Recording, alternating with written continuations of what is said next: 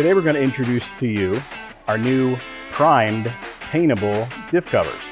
You've seen our gray diff covers and everything from Dana 30 to Dana 80. Today we're going to show you our new Prime Diff cover that you can paint to match your own Jeep. So each cover comes with a new box of Rhines-to-Seal RTV, the tag, and new bolts for the installation. It also comes with 2 fill plugs and a magnetic drain plug. Like all the rest of our nodular iron diff covers, it's thicker, cast, has ribs for strength and for impact, and a place for the tag. The reason for the 2 fill plugs is because these axles are used on a lot of different applications where the fill plug changes for the individual application. So you need to try and best approximate your fill level. Don't just automatically fill to the top of the upper one, because you may end up blowing oil out the vent. So we've offered the diff covers in gray. We understand that everyone needs to customize their own Jeep, make it their own. So we are offering it now in primer so that you can paint it whatever color you like. And after it's dry, you can take your new box of Rhines-to-Seal RTV and you can install it on your axle.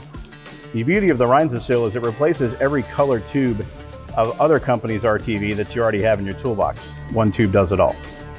We're gonna get this axle draining, and while it's draining, we're gonna paint our diff cover. So let's get the tools out.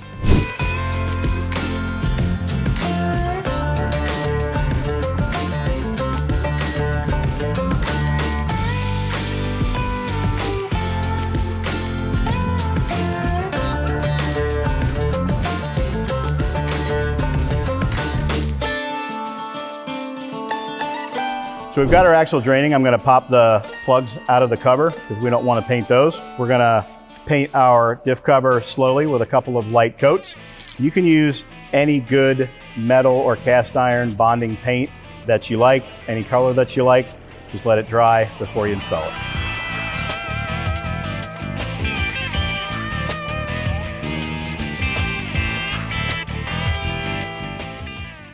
Now that we've got our cover painted, we're gonna make sure that we clean up the flange really well with some brake clean. Make sure there's no paint, oil, grease, anything else on it.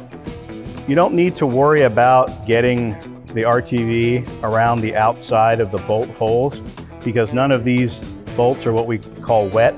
The sealing happens right here at this edge. So as long as there's a good bead of RTV between the bolts and this edge, that's enough RTV. We're gonna lay down our bead of Rhines-to-Seal and then we can get it installed. After you finish applying the Rhines-to-Seal RTV, you can remove the variable applicator, put the cap back on, so you're ready for the next time. Don't forget to keep the key to get every last ounce of Rhines-to-Seal out of the tube. We've got our axle drained, so we're gonna take the cover and the original gasket off.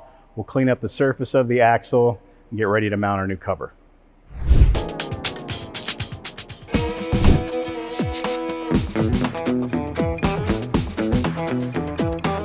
So we've got our cover, we've got our RTV on. Make sure you use the new bolts when you're reinstalling this. If your unit came with a gasket, you cannot reuse the gasket. You have to use some RTV because the bolts won't be long enough for the cover, which is thicker, and the gasket.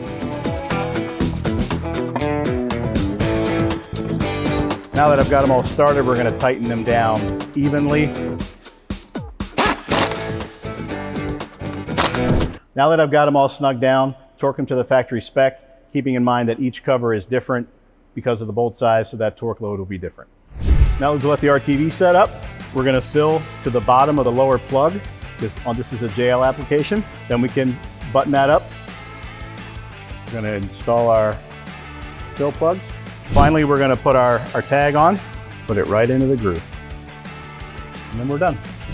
This concludes the installation of our nodular iron diff cover on our Jeep Wrangler JL, our model 220 Dana 44 Advan Tipped rear axle.